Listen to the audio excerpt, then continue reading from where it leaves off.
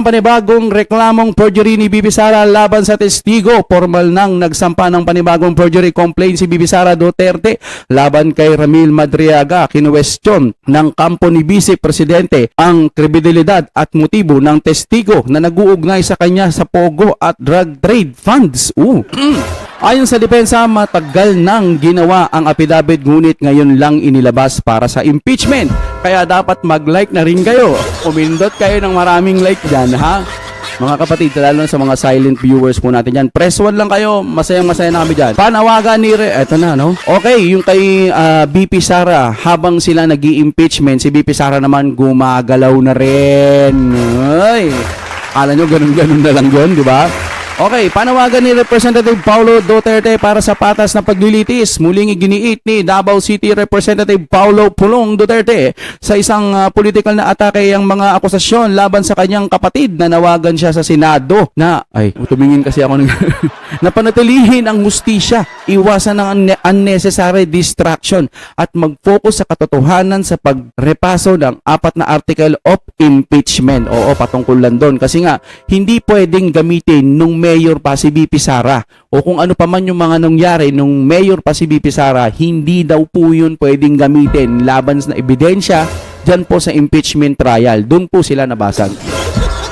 Update sa ICC warrant laban kay dating Pangulong Rodrigo Duterte. Patuloy na sinusubaybayan ng mga taga-suporta ang usapin sa International Criminal Court, ICC. Matatandaang inako ng dating Pangulo ang buong responsibilidad sa kampanya laban sa ilegal na droga upang protektahan ang mga pulis at sundalo habang nananatili ang kanyang paninindigan na walang jurisdiction ng ICC sa bansa.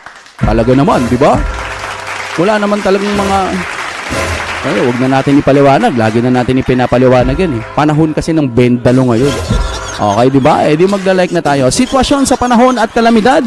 Malawakang pagbaha bunsod ng habagat. Mahigit 5 milyong Pilipino na ang apektado ng walang humpay na ulan sa bansa. Ayon sa Rappler. Rappler, dati ayaw nyo kay BBM, di ba? Kamusta na kaya? Mga sir, dyan sa Rappler, kamusta kayo dyan? Umabot na sa 23 ang naitalang deaths dahil sa tindi ng sama ng panahon nitong buwan. Galing din yan sa Rappler. Grabe, no? Umabot na ng... wala eh. Minsan naguguluhan na tayo. Yung flood control, sabi, 5,500. Diba? 5,500 flood control. Asan na? No? Inaasahan ng mga kababayan natin na meron talagang ganyan. Pero anong nangyari, sir? Diba? Nakakalungkot, no? Okay, banta ng bagyong Neneng. Binabantayan ngayon ng Pag-asa ang isang low pressure area, LPA, sa silangan ng Luzon na may mataas na tsansang maging bagyo. Kung sakaling mabuo bilang tropical depression, tatawagin itong bagyong Neneng. Naku, may bagyo na naman. Tapos ikaw di ka pa naglalike, mag-like na kayo mga kabatid. May bagyo na naman, may panibago na namang, di ba, kakatapos na ng bagyo. Sabi ng mga tropa natin dyan sa Metro Manila, meron na daw 2 weeks na umuulan dyan sa Metro Manila, pero ano nang nangyayari? Subukan ko kayang ambushin sila ng tawag, no? Yung mga tropa natin dyan sa Maynila, kung kamusta na at ano na ang nangyayari dyan. Mamaya pagkatapos ng balita, ano? Suspension ng klase at trabaho sa gobyerno, nagpalabas ng memorandum circular ang Malacanang para sa suspension ng physical classes at pasok sa mga opisina ng gobyerno sa National Capital Region NCR at 14 na iba pang lalawigan sa Luzon. Lumipat naman sa work from home setup ang Senado at Kamara. Ilagay nyo dun yung impeachment, tas kayo na lang mag-usap. Mayong volcano, binabantayan na posibleng pagsabog. Kita mo mga kapatid, yung panahon na kumbaga, eto na po yung nagpapakita ng panahon. Alam natin, hindi naman kasalanan siguro ni BBM talaga yung pagsabog ng volcanics. Pero sir, nakikita nyo po ba na kahit nag-i-impeachment na, kahit nagkakaroon na sila ng diversion, bakit, di ba napapansin nyo, yung pagbaha, yung dami ng basura, ipinapaalala pa rin sa atin ng panahon na kailangan ito ang tutukan, ito dapat ang unahin. Tama ba? Di ba?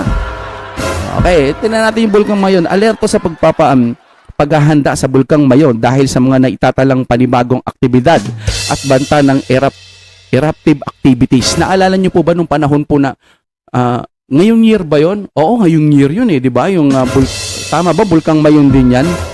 Correct me if I'm wrong. Kasi ang lakas ng pagsabog noon pero hindi masyadong naibalita dahil nga po dyan sa korupsyon na nangyayari dito sa Pilipinas. Kung tutuusin, dati yung Bulkang Taal, sambang lugar yun?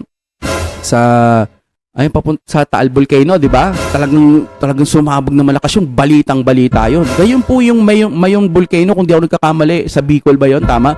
So, umano din talaga yun eh. Pero hindi masyadong na-highlights kasi nga, wow, yung mga kababayan nating malaman yung tungkol sa korupsyon.